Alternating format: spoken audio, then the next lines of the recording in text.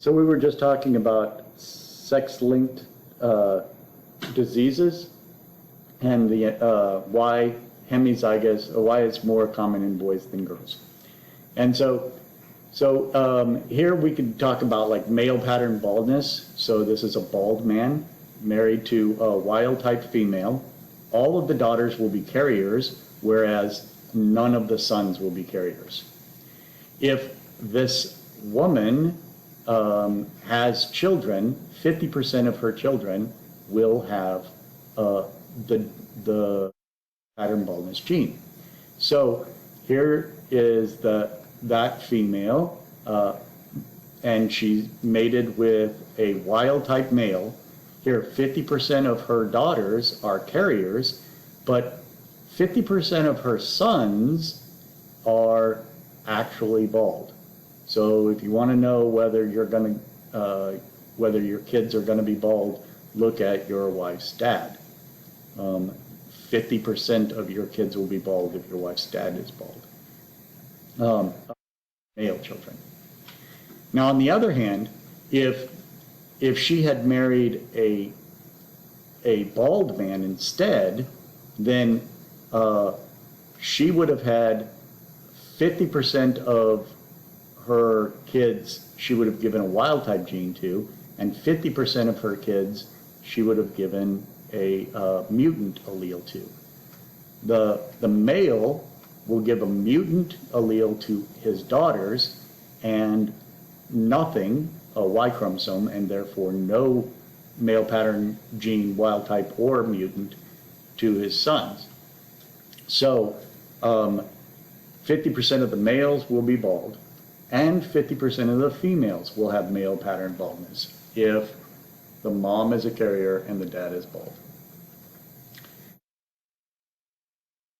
Besides male pattern baldness, some other disorders that are X-linked, color blindness, Duchenne's muscular dystrophy, hemophilia. So there are several X-linked chromosomal mutations that have this sex-linked pattern of inheritance. So one of the things about so remember that if a colorblind man married a woman who was carrying color blindness, 50% of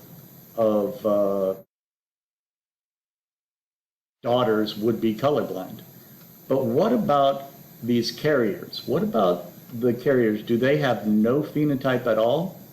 Well, in females, only one X chromosome is on at any given time.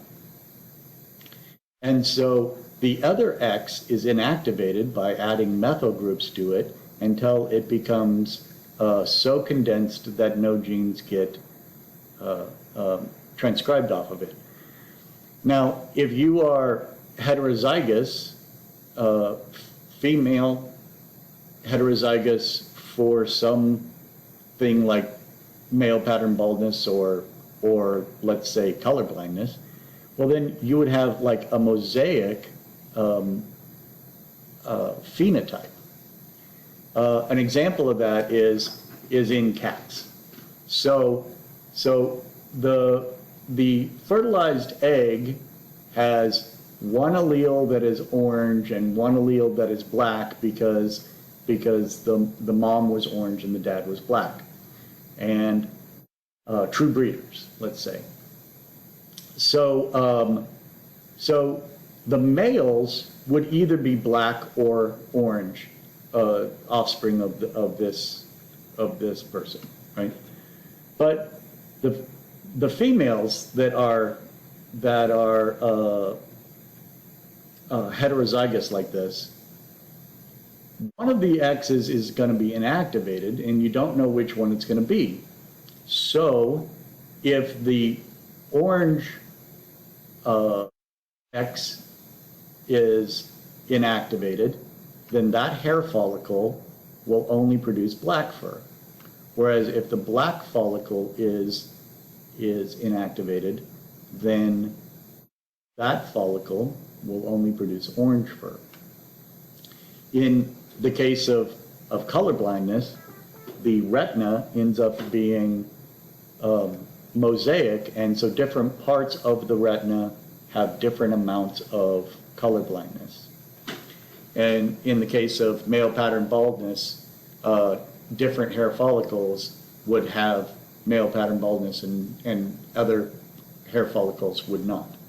And so it ends up being a mosaic because of X inactivation. So is sex linked the only kind of linkage? Well, no. Autosomes can have traits on them that are linked as well. So so most chromosomes have hundreds or thousands of genes. The X is carrying 2,000 genes.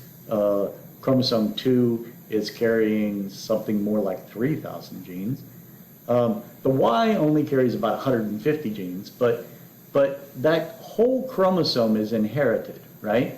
And so when Morgan did other experiments where the thing was not carried on the sex-determining X chromosome, he found that unlike what Mendel had said, the presence of one gene did affect the presence of another gene.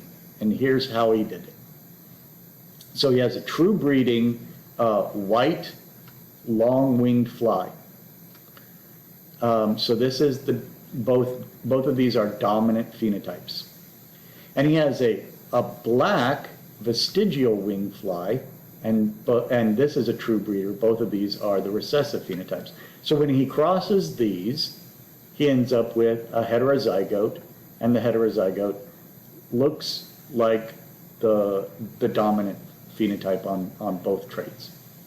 So when he does a test cross where he crosses a mutant, homozygous mutant, across the het, if they sort independently, he should see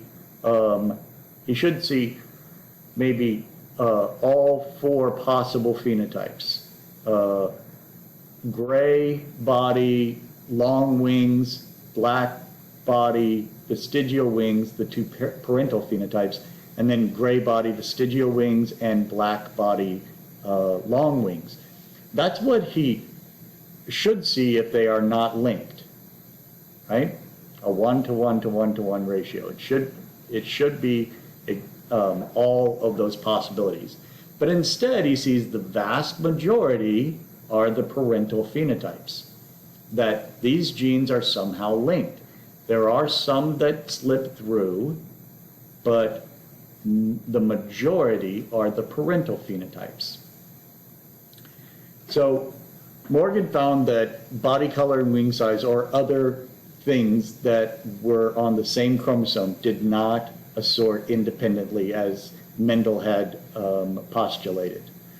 So he reasoned that they must be on the same chromosome, that body color and wing size, so black vestigial, they name it for the mutant phenotype, and the plus means wild type, and no plus means mutant.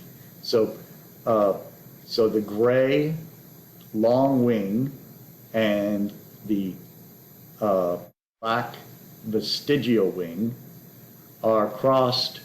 This is the het that came out of the first mating, are crossed with, in a test cross, with a homozygous recessive.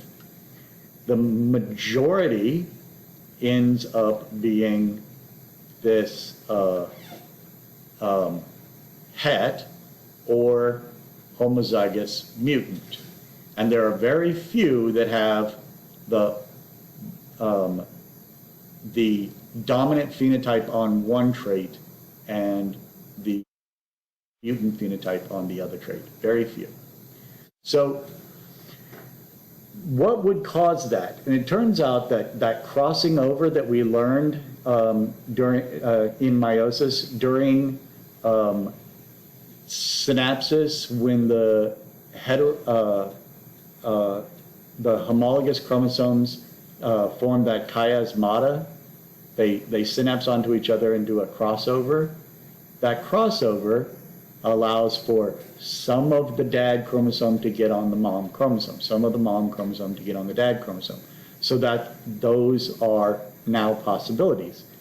And if that crossover happens between the two genes, then you'll get genetic recombination. If it doesn't happen between the two genes, so we call it the parental phenotype and the recombinant type if it is one of each of the two parents.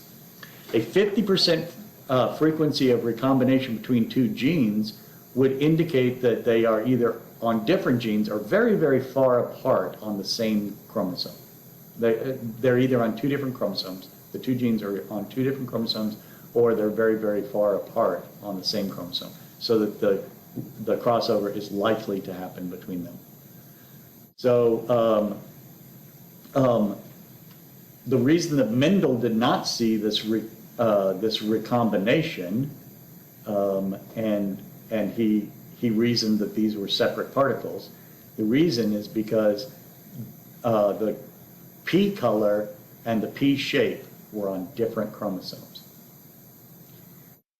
So we can tell how close two genes are by the frequency of crossing over. So Thomas Hunt Morgan's student, Sturtevant, did extensive crossings of these flies, and he got these numbers. And so all you do is you just total up, 965 plus 944 plus 206 plus 185, which comes out to about 2,300, and then you see how many recombinants you have, which is 206 plus 185, which comes out to about 391. And then if I divide 391 by 2,300, I get about 17.17 or 17%. There's the math. So so we can tell how close two things are by what is the frequency of recombination. And doing this, we can create a genetic map that shows, where all of the different linkages are. So cinnabar eyes is between black body and vestigial wings. So if we see cinnabar eyes, we don't get an absolute location here. All we get is what we call a cytogenetic map, which is a frequency of recombination percentage in between them. We say 1% chance of recombination is 1 centimorgan. So Sturtevant named the unit after his PhD mentor, Thomas Hunt Morgan. So it's called a centimorgan if we have a 48.5% chance of recombination between gray body and long antenna, then they must be closer together than the wings, because we get a 67% frequency of recombination. Okay? So centimorgan. So in the next video, we're going to talk about large-scale chromosomal abnormalities.